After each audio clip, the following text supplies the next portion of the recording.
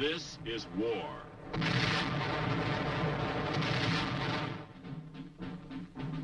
War and its masses. War and its men.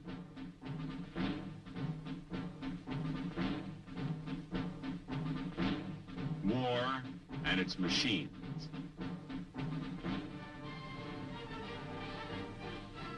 Together they form the big picture.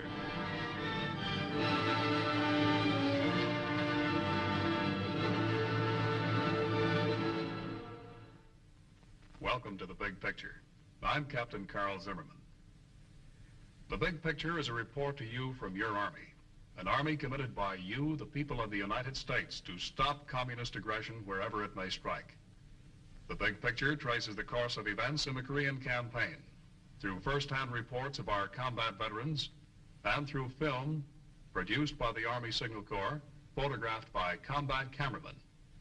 These are the men who daily record on film the big picture as it happens, where it happens. Today, the big picture shows the United Nations forces withdraw in the face of a Red offensive. You'll see the Lincoln Line established. You'll see our troops hold on to that line and later break out in an air-ground assault. You'll meet an Army nurse, Captain Molly Younger of Kansas City, Missouri. You'll meet an Army medic, a man who served with the Army's 3rd Infantry Division, Sergeant Mike Proputnik of McAdoo, Pennsylvania. And now, let's go back to April 20th, 1951.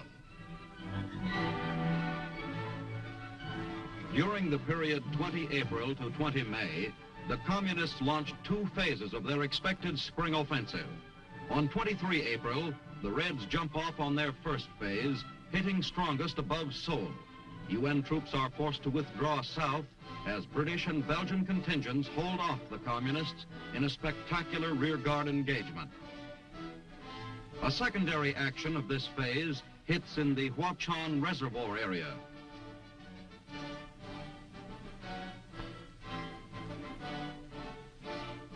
By 30 April, UN forces cease their withdrawal and set up the Lincoln Defense Line a few miles north of Seoul. In the central sector, UN troops withdraw south of the Pukhan River, and in the east, ROK forces pull back to Yangyang. From 1 May to 16 May, there is only minor enemy activity as the Communists build up for the second phase, and UN forces recover some ground north of Seoul. UN air forces strike at targets of opportunity. The second phase begins on 17 May with the heaviest attack in the central sector southwest of Inji and east of Chonchon. Heavy casualties are inflicted on the Reds in this area. On 20 May, the UN forces shorten their line north of Seoul, strengthen positions in the central sector, and move to plug a gap caused by the collapse of 2 ROK divisions.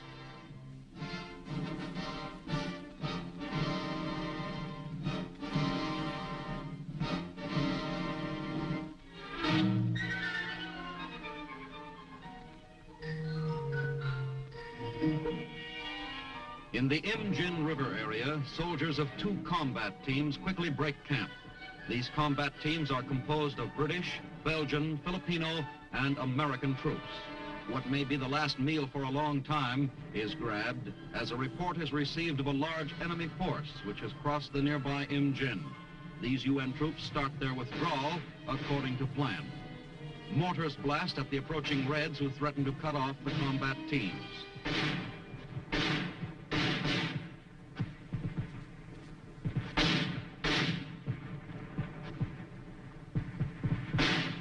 The withdrawal starts south, down the main highway that passes through Wijeonbu to Seoul. Hit by an enemy shell, this UN truck tractor burns. Due to machine gun and mortar fire from infiltrated enemy troops, the convoy halts. Men take cover and wait until the way has been cleared.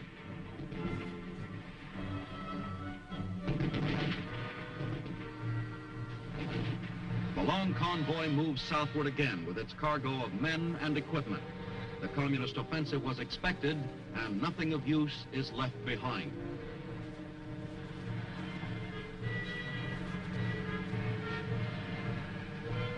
En route, battalion commanders discuss the situation. In Withdrawal, a sign aptly states the result of war's devastation on the town. Tanks and trucks race through the battered town to pick up units of the combat team, which are redeployed in new defense line south of Withdrawal.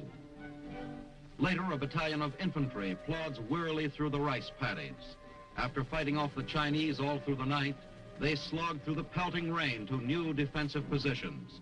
Their fatigue is apparent in every step.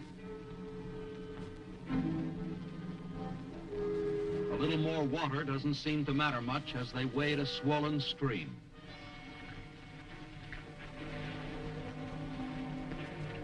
Full advantage is taken of the chance for a short rest before fighting off the Reds again. Rain-soaked troops hold rearguard positions covering the withdrawal. This is the third major Red offensive of the conflict. The first was the initial North Korean aggression last June, and the second, the full-scale intervention of the Chinese Communists on 26 November. Our 155's blast evacuated Withdrawal.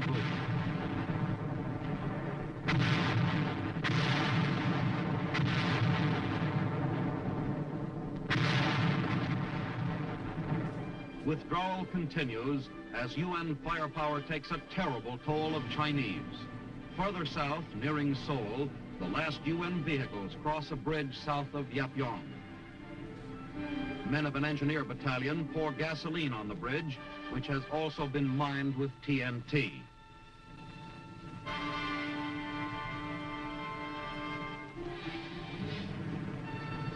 The bridge is destroyed. Communist human sea tactics against our superior firepower is costing them dearly for each mile they advance. This was Korea in April and May of 1951. A bit later, we'll return to the riflemen in action. But first, we want you to meet an Army nurse who saw duty in Korea. She's Captain Molly Younger of Kansas City, Missouri. And Molly served with a Frontline surgical team. Now, how did this team operate? What did it do? The 8076 Mobile Surgical Unit, activated in July, sent to Korea and assigned to the 24th Division. And there they were about 10 to 18 miles below the clearing company. As the first aid men picked up the casualties, gave them first aid, sent them to the clearing company, and from the clearing company were sent to our unit, the Mobile Surgical Unit, for further treatment. Now, this is the first time that a wounded soldier was given definitive treatment this close to the front. Is that right? That's right. It certainly must have saved a lot of lives, Molly. Yes, it did. And after the treatment at our hospital, they were evacuated by train, helicopters, and ambulances to the evac hospital, which was at Busan at that time. And from Busan, they were sent to Japan and then to the States. Now, how many months were you in Korea, Molly? 6 months. Well, certainly in that time you moved around a great deal, didn't you? How did you get around? Well, we had 32 vehicles assigned to the unit, and most of our trips was by convoy. Well, how many of those were ambulances? Well, we had 14 ambulances. That's right.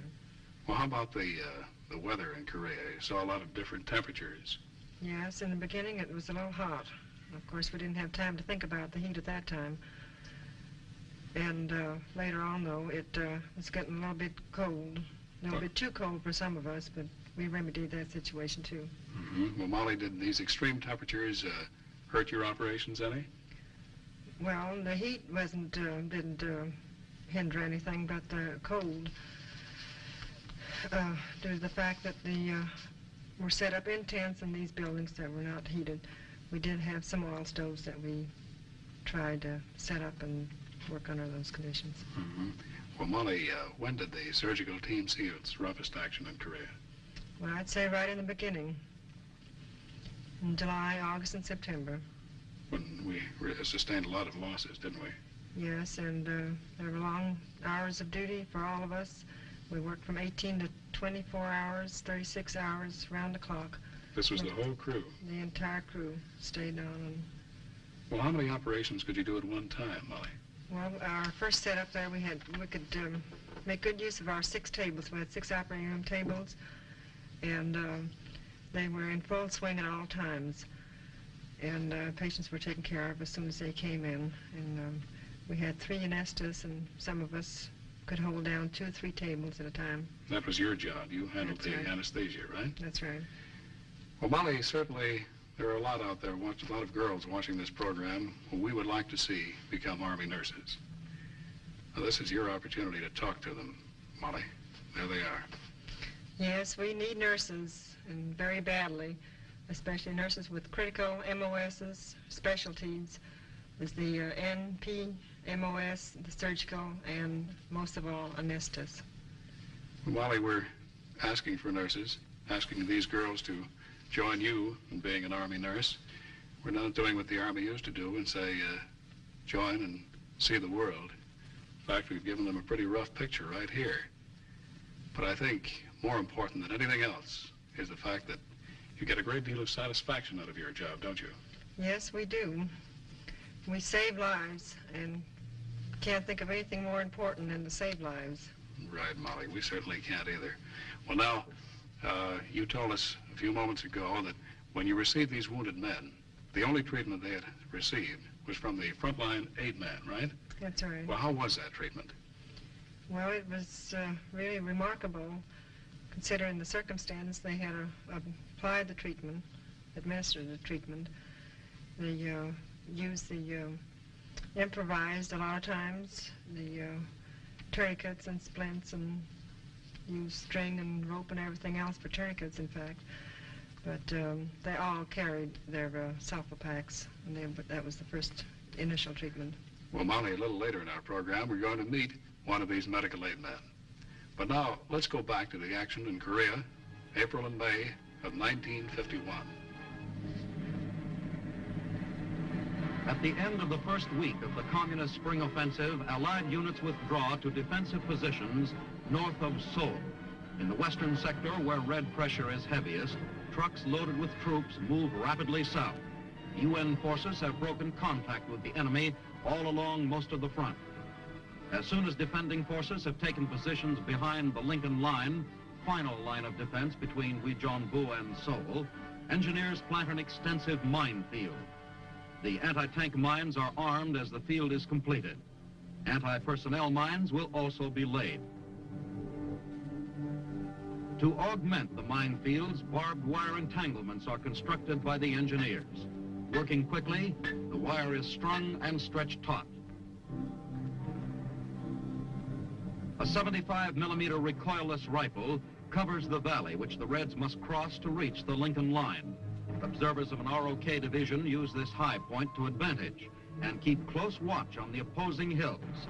Artillery is called for to give relief to a UN tank column under enemy fire in the valley.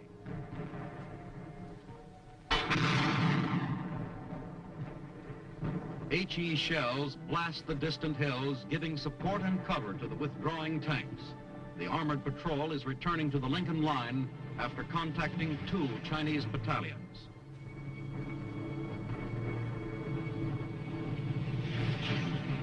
A tank nudges a Korean hut aside to clear the field of fire for a roadblock.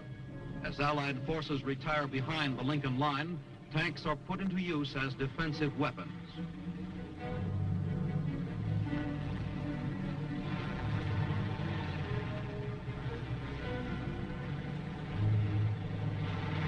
The heavy firepower of the artillery is ready.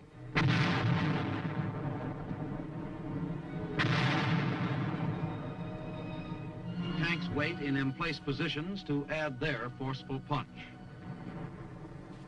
In the heart of Seoul, on the grounds of the Capitol building, 155 howitzers fire a sharp warning at the advancing Chinese.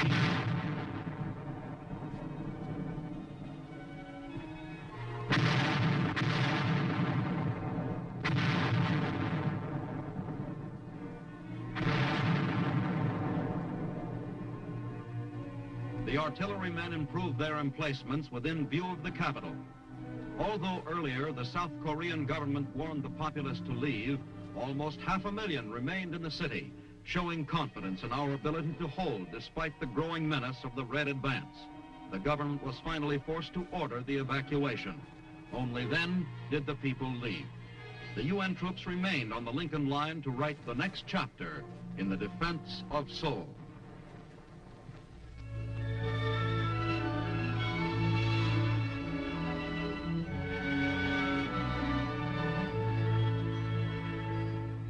A field hospital in Korea. Full facilities must be available here for the first phase of treatment of the wounded.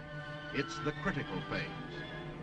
An emergency shipment of blood coming in. Whole blood, the doctor's best friend. Oftentimes the wounded man's only chance for life.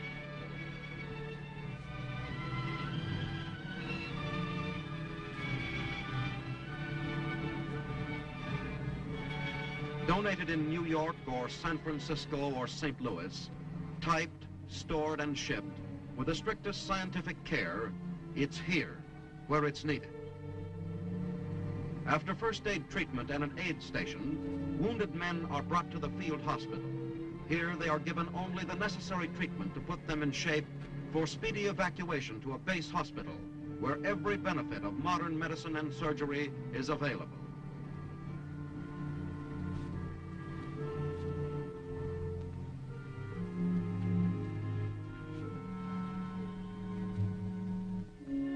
Almost every wounded man has lost too much blood. He needs replacement quickly to overcome or prevent shock, to make his system responsive to treatment, or capable of withstanding the shock of an operation. If a wounded man can be evacuated to a base hospital in good shape, he's as good as safe.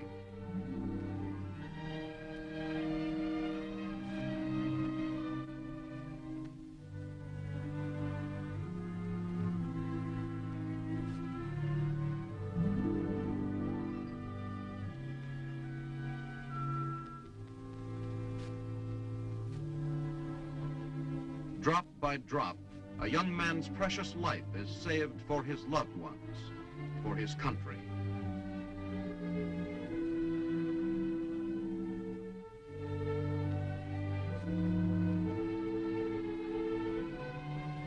The gifts of blood must never stop.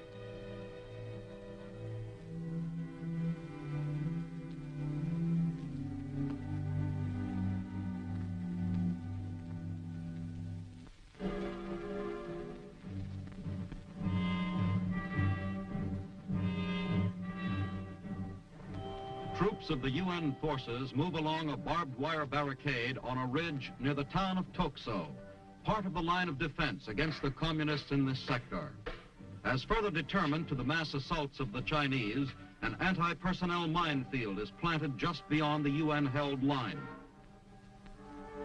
Tripwires are adjusted from the stakes to the mines, which have an effective danger radius of 75 yards. A pressure of 9 pounds against the tripwire will explode one of these lethal traps.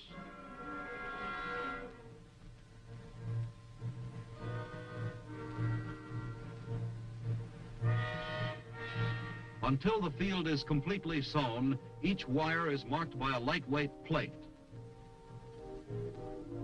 On the road bordering the minefield, tanks and infantrymen of a recon company survey the defense line. The next morning, the road is strewn with the bodies of 24 members of an enemy patrol which tried to infiltrate during the night. One red soldier still lives. Men of the recon company cautiously move the wounded man onto the road from the gully. The communist is apparently in great pain, but the combat-wise soldiers, used to the tricks of a treacherous enemy, search him for concealed weapons or possible booby traps. In the shelter of one of our tanks, first aid is given to the wounded man.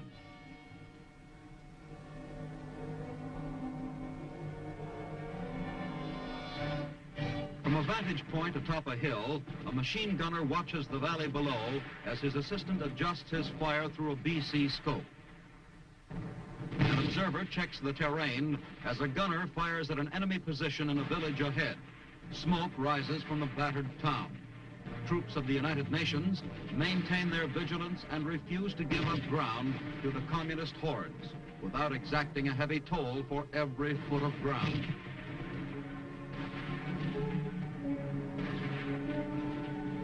A returning tank brings news that the infiltrating Reds have been routed from the village.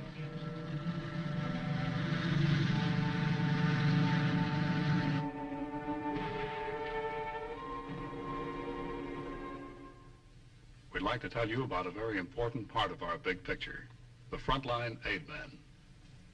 These are the men who so often are saluted by the men they serve, the riflemen, for the work they do in caring for our wounded under fire, many times while they themselves are hit. Here's Sergeant Mike Proputnik, who saw duty with the Army's 3rd Division in Korea. Mike was an aid man there. Well, let's talk about these aid men, Mike. You travel right with the rifle company, don't you? That's correct. There's 4 aid men and a litter team along with the rifle company. We go and attack and take care of the wounded and evacuate them as soon as possible. How about the terrain over there? That makes it a little rough for the evacuation, doesn't it? It does. We look over the terrain before we go in and find the quickest way possible for evacuation that can be done. Well, how do you get them off these hills, Mike? Well, we have these Korean litter bearers, civilians, and they can move out a lot faster than we can. They know the terrain also. They know how to climb those hills? That's correct. Well, now, what equipment do you have with you to treat these wounded men? Well, we have a first aid kit, which handles emergency treatment along with the company. This is it right here. And this is it right here. And with it, we've got the first aid packet, which each soldier uses, which he carries with himself, so they can. This is right on his belt, every combat soldier. And we've got the triangle bandage, which can be used as a sling, or it can be used for anything else if necessary. Mm-hmm. And then we've got the compressed bandage, which we use on larger wounds to cover areas which the first aid packet don't cover. And then we've got our tags, which we mark our patients with if we have the time, which tells of the treatment and when they've been treated. Do you have time to use this? Sometimes we don't have the time, so they're treated, or rather marked later on further on the back down the line. What do you have on here, just to show what his name, his serial number, and the extent of his wounds? Is that it, Mike? That's it, and also the treatment which he gets from the aid man. Right. Well, Mike, there's an old expression in the Army, the pill roller. Certainly that does not apply to the frontline aid man. No, it doesn't. The frontline aid man wouldn't be called a pill roller. He hasn't got time to roll pills. He takes care of the wounded and evacuates them as soon as possible, whenever it can be done. Yes, and he's doing some very important medical work, Mike. He's giving this man the first treatment he receives. It's got to be good and it's got to be quick. That's right. And while you're treating this man over here, or 2 or 3 over here, you get another call for medic from the other side of the hill, huh? That's right. Right. Well, Mike, we certainly will not use that expression with the frontline aid man, pill roller, because we have all the respect in the world for you men. And certainly the men we've had on our program, the riflemen, feel the same way. And now let's go back to Korea, of April and May of 1951, and see an air-ground assault. Just north of Seoul, Allied planes smash Chinese columns massed for an attack a scant 1,000 yards beyond our main line of defense. Pouring down the historic invasion routes from Munsan and Uijeongbu, the Reds try to break through to Seoul. Officers observe the effectiveness of UN air power back in the skies after days of rain as it plasters enemy concentrations building up for their much-heralded May Day attack on Seoul. The planes smother the target with machine gun fire, rockets, and napalm.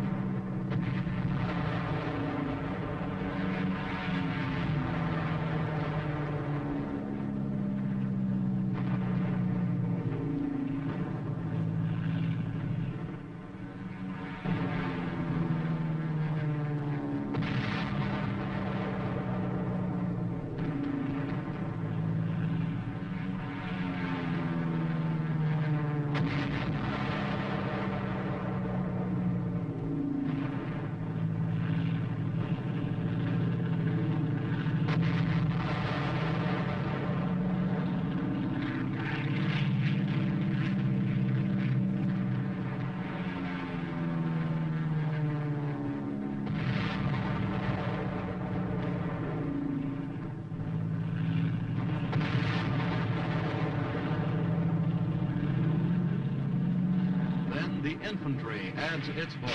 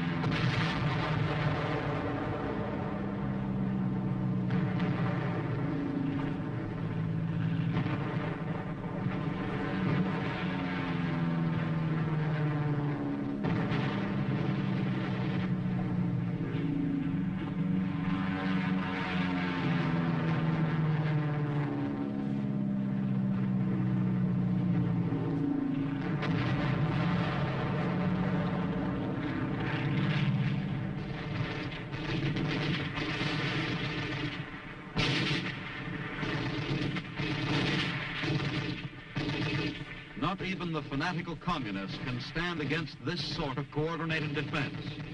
With the full Allied power shattering their formations, the enemy's planned May Day offensive is stalled before it starts.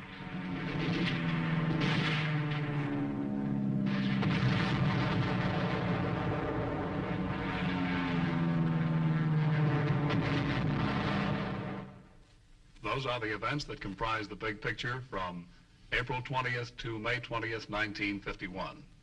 Our thanks to Captain Molly Younger and Sergeant Mike Proputnik for being with us. Next week, the big picture will show the 8th Army answer the Red Spring offensive with a powerful attack all along the line. And you'll meet 2 combat veterans who saw, as it happened, a part of the big picture. This is Captain Carl Zimmerman inviting you to be with us then.